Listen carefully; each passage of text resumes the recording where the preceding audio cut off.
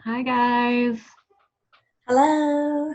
welcome to Slow Fashion Rebel. Today is November 2nd, 2020. My name is Emily and this is my lovely friend Sophie. Sophie. Hello.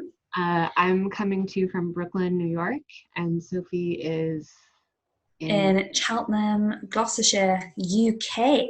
the UK. So for those Yeah. of you who are new to the channel, Sophie and I met this summer in Brooklyn when she was living here briefly, and you know, she's since moved back Kindled. very recently, but we wanted to keep in touch this way, and it's been really nice.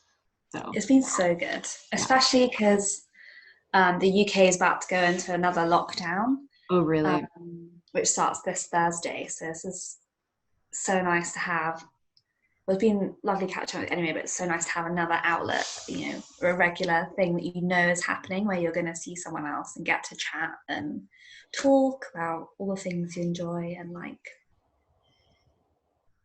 So yeah, lockdown number two, here we come. I haven't done the first lockdown in the UK, so I don't really know the protocol because I've obviously only done it in New York, so I'm wondering Right. how it's going to be different. That's We'll interesting. see. Yeah, I'm wondering. I wonder that too.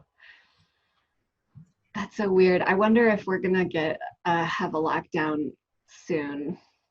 I mean, New York has been really, the numbers have been really low in New York, so we'll see. But I mean, Europe is kind of locking down and Yeah, and I think the so where I live in Cheltenham, it's not that bad, but it's been quite bad in areas like Manchester and Yorkshire and Liverpool.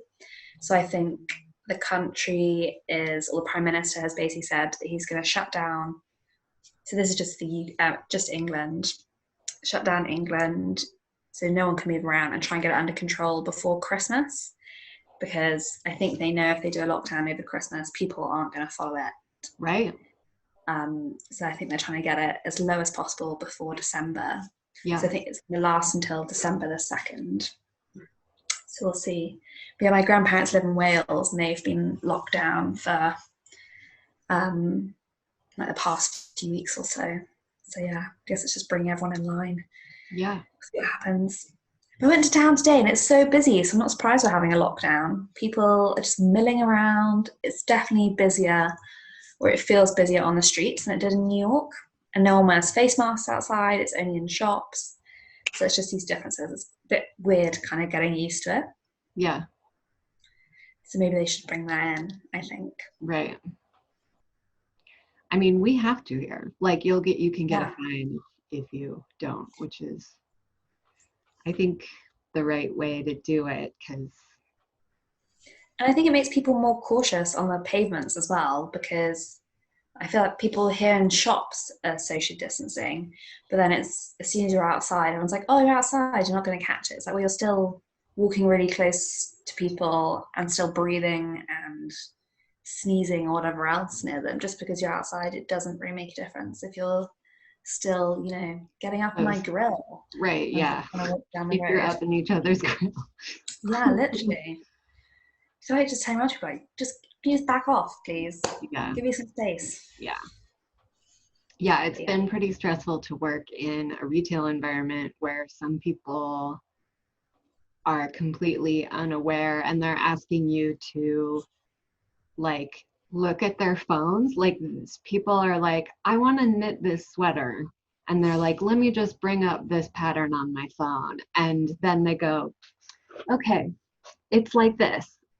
What do you think? Like what, and I'm just like, I don't want to go up and stand right next to you, and then some people are, like completely the opposite. And if I get within 6 feet, they're like, ah, which I totally respect, but it's just funny because many people are not like that. So I have forgotten, I mean, it's like I've become accustomed to like having space and I will not, I'll say something if somebody wants me to come and I'm just like, I'm sorry, I just don't want to get that close to you.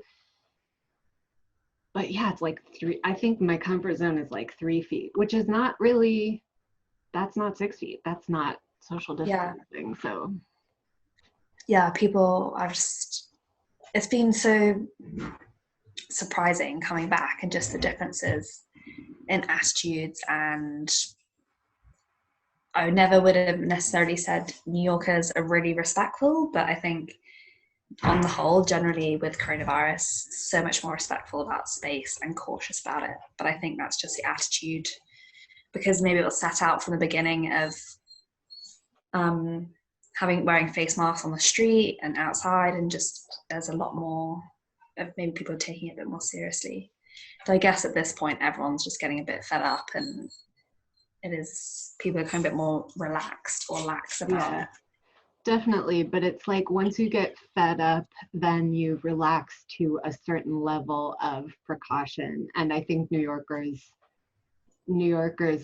have relaxed to a higher level of precaution than a lot of other places, because it was so bad here in the beginning. Like in March, New York City was the worst place on earth to be, quite literally, like the most cases, period. So we had to get really serious really quickly. And I also think there's this thing about New York City where, there was 9/11, there's like Hurricane Sandy. I mean, not that other places don't have disasters, but like for such a big city, like when a disaster strikes, like everybody has to be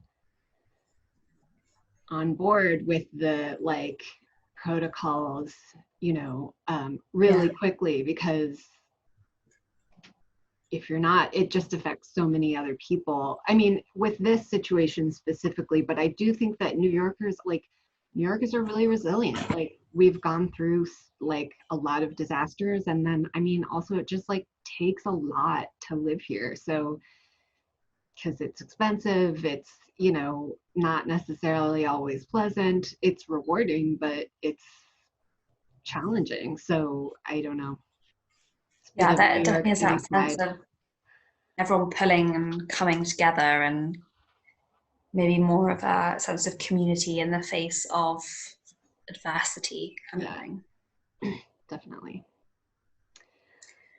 But should we talk about some crafting? That was a diatribe. Sure, yeah, let's talk about crafting. I think I went first last time, so it's my turn this time?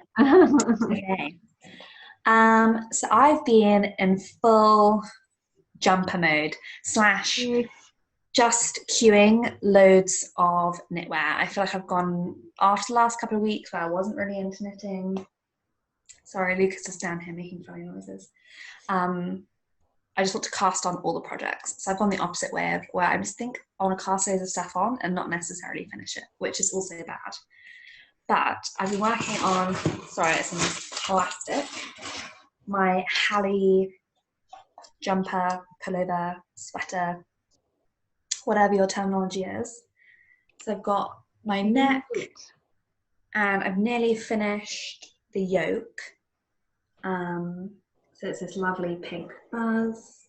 And then it's going so quickly actually, because I haven't done that much knitting, because my brother and my future sister-in-law were over staying for the weekend. So I'm mostly just having fun and not knitting. I mean, not that knitting isn't fun, but it's not necessarily the most social fun. Having fun with them, yeah. So it's got this really nice pattern on the front, so twisted rib, and then the rest is just knit. So it's going, I think it's going to be a quick one. Nice. I can't wait to wear it. It's so soft. This well, I can't say it. I couldn't say it last time. Peri. Yeah. Is that right? Yeah. It just feels an unnatural word to come out of my mouth. Yarn from Brooklyn Tweed is, I don't know, it just feels so soft, especially with the mohair. I keep sticking my hand in the funnely bit, and it just, oh my God, it's going to be amazing. I can't wait to wear it. And it's so the shade is Peony. It's a really soft pale pink, which isn't usually, though I like pink, it's not usually my jumper color of choice, but I feel like it's a nice kind of more of a neutral change for me, because all I wear is blue and navy blue in terms of knitwear, really. So I'm excited for that. But so I haven't cast anything else on, but I did bring some more projects with me. So for those of you, I don't think I said it on the podcast, I'm staying with my parents-in-law for a month, and while we get some work done on our house so we can go back to pick up more craft projects. I decided to stock up and bring loads of things with me today. So I've got another little bag. I still have my shawl, but I haven't done anything on that, so I won't show you and bore you with that one. So I picked up a few sock yarns. I thought I'll cast on some socks because they're really easy and quick. I'm just going to do some really basic men's socks for Christmas presents, because my brother really likes his hand knit socks and my father-in-law really likes them as well. So I showed you the West Yorkshire spinner last week. I've got that to cast on. And then I also have this Magpie Fibres. Beautiful. I can't remember the shade name of this. So I could actually just look, couldn't I, instead of being lazy. But this is the one with the cashmere in it, so it's really nice and soft. The swanky sock? The swanky sock in something, yeah, Smoke and Mirrors. I think I originally bought this for Jake, but I don't know if I'll make Jake anything with it, because every time I make him socks, he then doesn't wear them, so I end up re-gifting them to other people, which sounds really bad, but you might as well have someone who wears them. Yeah, for sure. I was thinking of putting this neon yellow. It's basically the colour of a highlighter. I feel like it's blowing out, but maybe as a contrast heel and toe, because you inspired me with your contrast heel on your sock. Cute. I go really close. You can kind of see it. So yeah, I was also thinking of doing that Eye of Partridge heel. I'm basically just copying you, Emily. It's okay. They say, imitation is the greatest form of flattery. Yeah. So I want to do a contrast heel for this as well, but I forgot to pick up the mini skein that I had. So I'll have to go back and get that at some point before I can cast those ones on. I should say we had a winding party. I say we. Jake and I had a winding party Sunday morning, had Buffy the Vampire Slayer on, because I've managed to persuade him that it's a really great show. And he's saying, oh no, I only watch it because you have it on. It's like, you have friends on. You don't really know what's happening, but it's kind of enjoyable to have in the background. I'm like, no, you're really invested. He keeps asking me specific plot points. But we'll pretend that you're not watching, Jake. Yeah. And I think I had it on my Instagram, where he basically sat and wound all of my cakes for my jumper for me. Aww. So they're ready to go.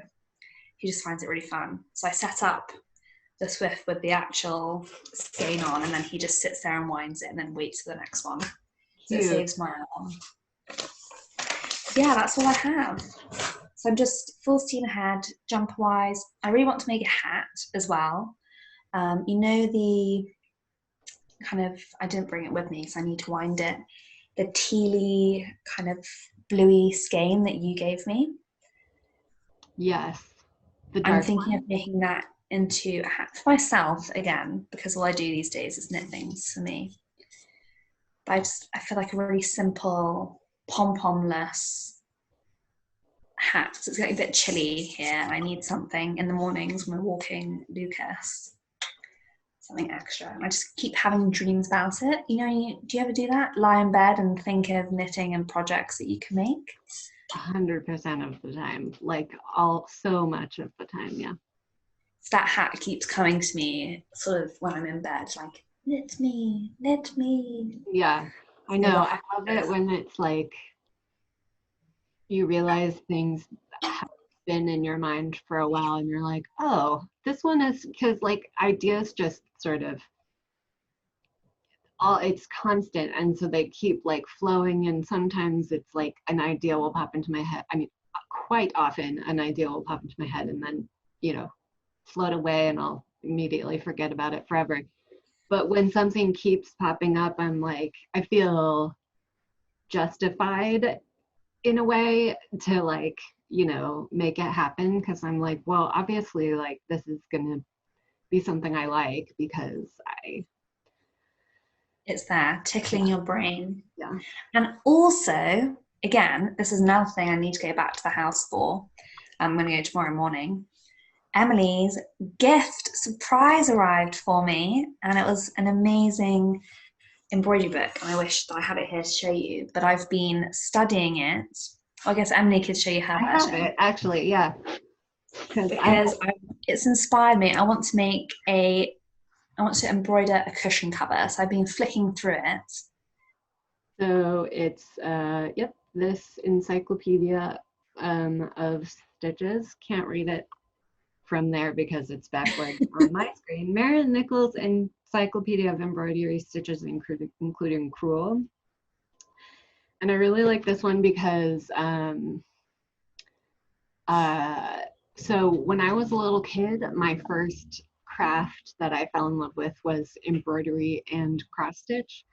Mostly I did cross stitch because there were like patterns. I feel like there are not patterns for, I mean, there obviously are, but far fewer. Like it's definitely more of a thing where you make it up a little bit more yourself, which is awesome. But so I think I did more cross stitch and still do more cross stitch because there's like something to follow. But I had this little pamphlet that my great aunt gave me that was pink with red ink on it, red and black ink on it. And they were like basic embroidery stitch instructions with illustrations like this.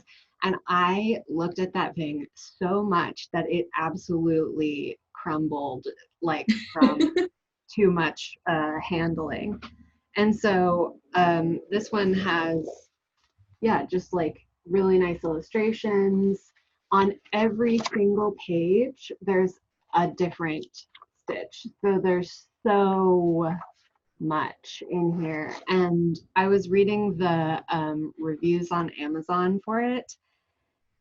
And some of the people were like, there aren't any pictures, like blah, blah, blah. And I was like, I'm so happy that there are no pictures and that there's a different stitch on every page, because like something that, you know, where they've designed a project for you and then show you with pictures and words how to do it, it's just like there's not as much information. And you know I just said I like to follow a pattern, but I think, I mean, that's the beauty of embroidery, is that you do get to make it up on your own. So I just think this is such a good resource for stitch patterns. So again, Marian Nichols' Encyclopedia of Embroidery Stitches, including crewel.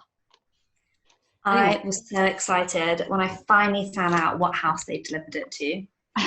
That's right, the guy that it to the wrong house. Yeah, he so had a message saying he delivered to your neighbour. So I thought, oh, it must be a immediate neighbour. Right. And so I met lots of my neighbours. But the person, I say he, they had delivered it about at least 10 doors down. So I was literally going, like, knocking, like, hello, I'm from number blah, blah. I'm a parcel. Do you have it? I don't know who it's been delivered to. All these people are like, no. Yeah. And I was very excited. But yeah, I like that as well, because when you have the ones with the pictures, you kind of think, oh, well, I like elements of this, but I don't necessarily want to make the whole image. Right. So it's quite nice to have the freedom of just looking through and be like, oh, this stitch is cool and this stitch is cool. And I sort of want to make, maybe I've been inspired by your pandemic sampler. So I sort of want to make something that looks a little bit traditional and sort of inspired by national trusty sort of historic, you know, things you might see in the UK if you go to these big stately homes that have works, you know, throughout the ages that people have made and designed. Yeah. And I love that stuff. And in a cushion, but in really modern colors. Mm-hmm. So we'll see how it goes. So I have some sort of ideas tickling at the edge of my brain. I just need to get some paper and sketched them all out. And I think the front cover of it really inspired me in that sense as well. I'm like, oh, kind of want to go along like a Tudor tapestry / Morris and Co. sort of vibe with maybe some 3D elements.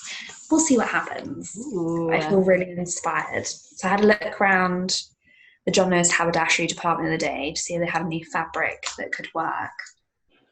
I was like, I'll come back when I have more of an idea. I'm not just buying things on a whim. So yeah, maybe I'll sit down this week. Not maybe, I'll sit down this week and sketch that out and get started. Well, yeah, get all bits together for it. Yeah. I just got so inspired when I saw it. I was like, oh my God, this is what I've been waiting for. Does your mother-in-law have fabric that you can practice on? She does, but it's more, so she's a big quilter, as you might be able to see from the quilt behind me. It's more quilting, perhaps quite a lot of it's patterned. So I might see if she's got any, though she has been doing some embroidery. So maybe I'll be cheeky and say, oh, can I use your really nice embroidery threads and the nice fabric you have? Yeah, and you can ask her what fabric she prefers, because I mean, I know about cross-stitch fabric, but I haven't done embroidery in so long that I don't really know what true embroiderers prefer. So yeah, if you have any fabric suggestions, anyone, please let me know. And the embroiderers on there. Yeah, a pale grey is the only idea that I have. And then our towels are Margot Selby towels, which I have to send you, Emily, because I feel like you'd really like them. And she's a designer. She does lots of geometric stuff. So basically a geometric lilac, navy, teal, white kind of combo. So I'm thinking of doing something that sort of ties in, but with maybe neon hot pink in there and stuff, just to bring a bit of colour. So we have a lot of neutral greys, and our sofa is blue. So we'll see. Ideas are swirling. Good. So yeah, this week I feel very inspired. Good. Yay. What have you been doing? Well, not a ton of cross stitch because I have a new knitting project to show later. I also have been put a lot of work into the advent calendar swap that we're doing. I posted mine today. Oh, exciting. I'm gonna message the group just because I wanted to get it out of the way before the lockdown. We're gonna do that on Thursday. Yeah, getting together to so for those of you who don't know, we're doing a swap, a mini skein swap that's in an advent calendar format. So there's 4 of us, and each of us has chosen a theme and a color scheme that we like. And so I am giving 3 other girls 8 skeins each, which adds up to 24. So, and you know, everybody else will do the same.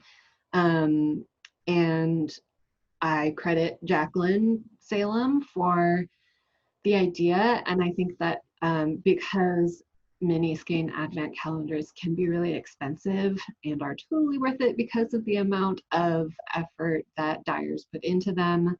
Holy shit, that's a lot of work. I'm just realizing because of my intense packaging situation. Yeah. Yeah, it's just a way more affordable way to enjoy a little bit of yarny excitement every day of December. And I just discovered a big old hole in my sock. Okay.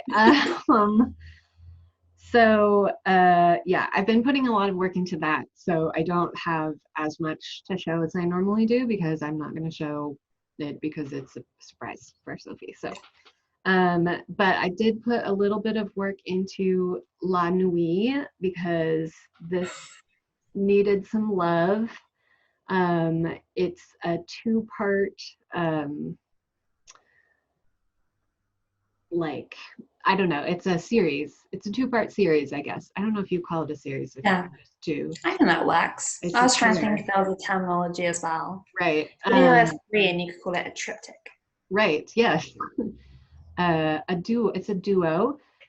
Uh, the first one I did was called Le Jour, which means the day, and this one is La Nuit, which means the night. And I picked it up around Halloween because it's like a little bit spooky. So that was fun. And I'm happy to be getting some stitches in there because it needed a little bit of love. I did a tiny bit of I had a tiny bit of progress on my pandemic, not much, and I wasn't even going to show it really because of how little progress there was. But I thought about how last time we were talking about the color situation and whether or not I should add color, and I decided to add white in more places than just here. So I love this so much, Emily. It looks so good. thanks. And I decided to keep the dark, and I added a little bit of dark green in here, which I'm really happy with. And in here, there's a little, you can barely see it there, but I don't really mind. It's like a little bug. And so yeah, now I think I kind of want to add both white and dark green into the actual piece. And what I did, which I was really happy with my method, what I did was I took the first page of the pattern and printed it out. And then I drew in colored pencil, like where, so I drew in colored pencil where I wanted it to be white so that I could just make sure it was like balanced, you know, and sort of evenly spread out instead of making decisions in the moment, because that's way more stressful for me. So I was really happy with that. That being said, after I did this, then I decided to add dark green as well. So I'm probably gonna have to do this. I'll just add like a different color pencil to this and figure it out that way. So that's that. I love it. I feel like it reflects the tonal elements of the fabric really well. Having the white with the... I agree. It sort of like it just makes it a lot cuter. I don't know. It's just... Yeah. I can't wait to see it finished. I was just looking then because I think that's the first time I've really gazed at the design close up. It's amazing. I can't wait to see it. Oh, from here? Yeah, every time you do a bit on it, I get excited about it all over again. I love it. I love it so much. Yeah, and every time we talk about it on this podcast, I'm like, that afternoon, I'm like, oh, I have a new idea. Like, and I work on it for a little while. And I usually, I mean, yeah, I really want to get back to it, but I had to, for work, start a different project, which I've put a lot of time into. And that is the E-Shell sweater by Catherine Clark, which is the one from Pom Pom magazine a couple of years ago that has the moons on it. Yeah, their famous cover. Wasn't it an anniversary edition of it or something? What's it? I don't remember. Maybe I made that up. That's not confirmed. So we are doing a knit along for the store. So much color work in this. Yeah, it's a lot of color work, and it's like, I mean, this is the hardest, most difficult sweater I've knit yet, and I'm supposed to do pattern support for the knit along, so like that's a little bit intimidating, but everything's going fine so far. And I'm using, it's a sport weight version of it. I'm using Magpie Fibers Nest in the colorway Selkie, which is so interesting because it really depends on the light. It looks a lot different. Like right here, it looks kind of black on my screen. And in the store, it looks that way too. In the store, it looks that way too, but then in my lighting at home, it like looks brown. which I'm not a huge fan of brown, but it's like a really, really, really dark brown. So this is the contrast cover. It's Life in the Long Grass Sport Light in the colorway Wolf. I really like this color. So yeah, me too. Thank you. So I think this might be for my mom for her Christmas. I think I'm gonna make I it. feel like she'll love it. Yeah. Having met your mum, I mean, a handful of times via Zoom, I feel it is such a her sweater. Oh, you think so? Good. That's good. Yeah. So yeah, And that's she'll really my, appreciate the work that's gone into it as yeah, well. she does for sure. Yeah. You've knit so much on it. I'm now embarrassed by my jumper contribution. Well, I had a certain place that I had to get to because we started our knit along on Saturday night, which was Halloween, and I needed to be prepared to answer questions in the yoke. So there was like, you know, Catherine was like, just get to like here, and I was like, okay, yeah, yeah, yeah. So yeah, that's it. That's my stuff. Amazing. I feel like we're both in Jumperland Mm, / seem to be in, well, I'm seen to be in traditional-esque embroidery land, which kind of goes with your pandemic yeah. sampler. I'm definitely also, this was very elegant to put in the YouTube channel. I'm also like making some plans. So I've got, I was starting to get a little bit bored with my stitching because it's all monochrome and they're all big projects. I mean, like the pandemic is a huge project, so I'm not anticipating like a, feeling of excited to be finished with that anytime soon.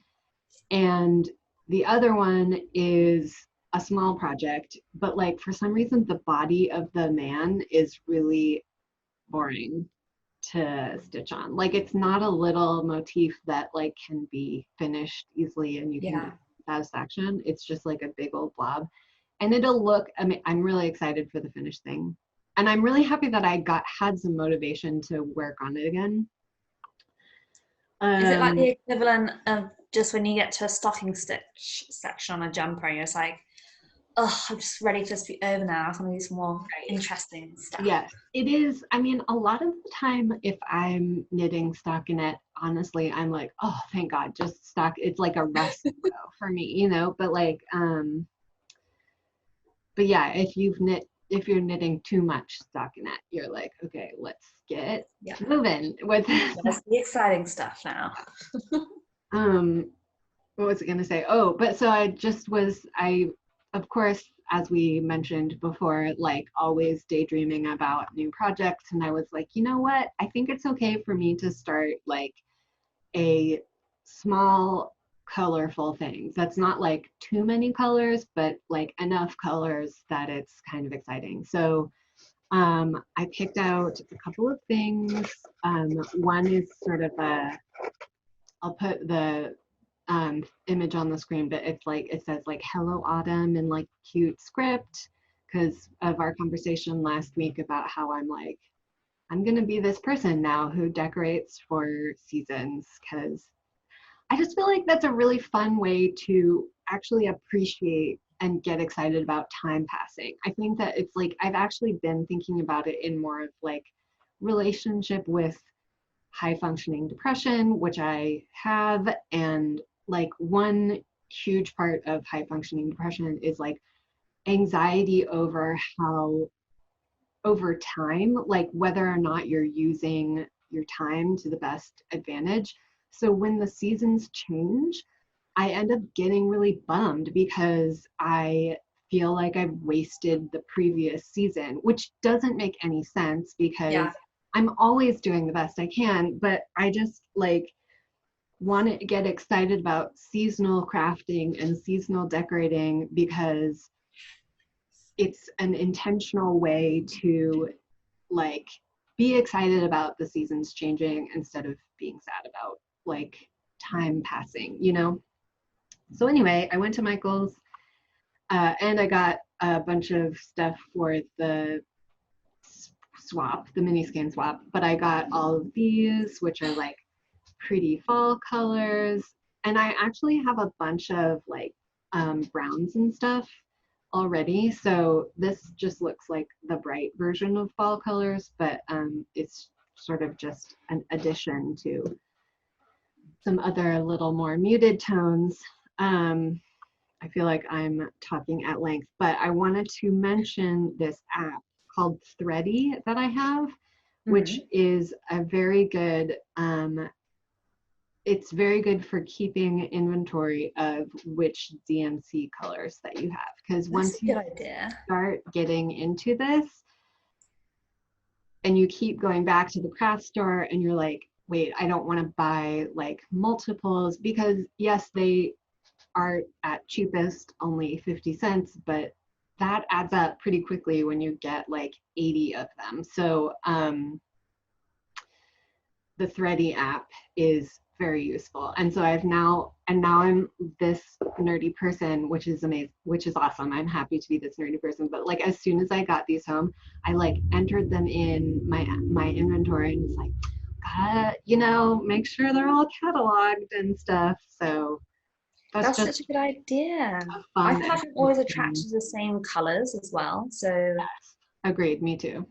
Yeah, for me that would be perfect. And also sometimes the shades are so similar, it's hard to tell if you have something or not. Just speaking as someone who looked at it the other week and I thought, oh my God, are these even different? Like the slight tones, it's right. Yeah. Maybe I'll download it. Now I'm gonna be that person. Yay! Put it into my phone right now. It's a couple of dollars, but it saved me about $5, I think, at Michael's. So then I ordered some stuff from 123stitch.com. So I ordered a couple of small pieces, which hopefully will be here next week that I can chat about. And I'll talk more about my plans at that time because I feel like I've gone on a little bit long. But also this sweater has gotten me excited to like knit my own sweaters because I have sweater projects. And I did realize that actually printing the patterns out did really help with my knitting mojo. Because as we've discussed past couple of times, just catching people up, like I was feeling knitting mojo loss, and then I was like, what's going on? And I realized it was because I just didn't want to look on a teeny phone for like all these instructions and had previously. I have a piece of paper for once. I won't show it because it's the chart, but maybe I'll show a tiny bit. That's maybe only, but it's so small. I guess that's the A4 page. That on my iPad, it was just an absolute nightmare. It's so nice to have a bit of paper that I can just quickly count and I can scribble on. And though to be fair, this is actually from a magazine. It's just that I didn't bring the magazine back with me, so I took a picture of it on my phone. So I would have had it printed out. But still, it does make a big difference, I think, with charts. And sometimes it's just nice to have a bit of something rather than, as you say. And also, when you're doing a pattern that requires you to flip between stuff, do you ever have that, like, oh, work this bit of the chart, then you have to go back and work the row on a digital device? That's such a nightmare. Yeah, definitely. So at least I have my phone with like one thing and then the piece of paper with, oh, this is the bit of the chart that I'm working on. Now I'm in the flow, it's not such a big deal, but initially it's kind of like flipping between these two bits. Yeah, I just feel like with a dense pattern that you have to read a lot of words, like I just don't want to read it. So anyway, agreed. That's it. I had a lot next week. Fun. Sophie, her theme for the Advent swap was Dachshunds. Is that how you pronounce it? Dachshund. Yeah, I think that's the correct way. I just say Dachshund, but I think that's just my British accent. I think you are pronouncing it the correct way. Which one, Dachshund or? Yeah, because it is German, so I think it means badger hunter or something. Dachshund. Sorry, Germans. So I had a lot of fun coming up with Dachshund themed names for the mini skeins that I'm sending you. Yours too. I had such a Thank good time. you. Like I spent a couple of evenings like wrapping them and like Yeah. getting so excited and like sitting and writing stuff. And like Jake was like helping me think of things. So I hope if I wrap them up right, I was like, I'm just going to interpret this in my own way. And I crammed them all in a small box. So I was like, the smaller box, better, just from a postage perspective. Yeah.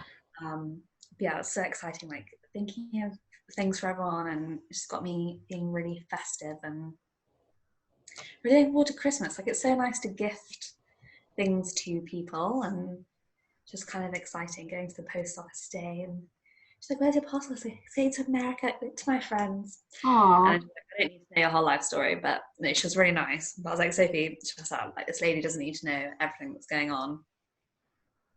It's But yeah. really fun to gift to friends too, because like for Christmas, because it feels really intimate in a way. And like, no, you know, friends don't usually expect gifts for Christmas. And so it's like, just makes it a little bit more fun, I think. Yeah, definitely. And thinking of, as you said, like going back through like what everyone had said and okay, like colors and themes and it was just nice to be able to be creative and put that thought into it. It was just Yeah. really fun to Yeah. do and put together.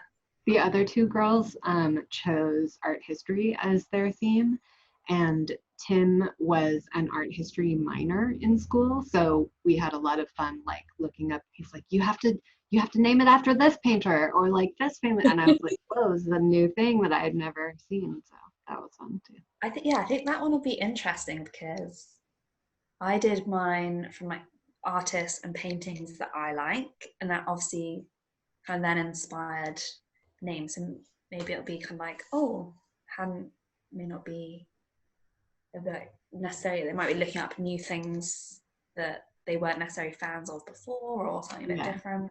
yeah, And yours is really fun to come up with names for as well. That's one that Jake helped me with. yay. Cool.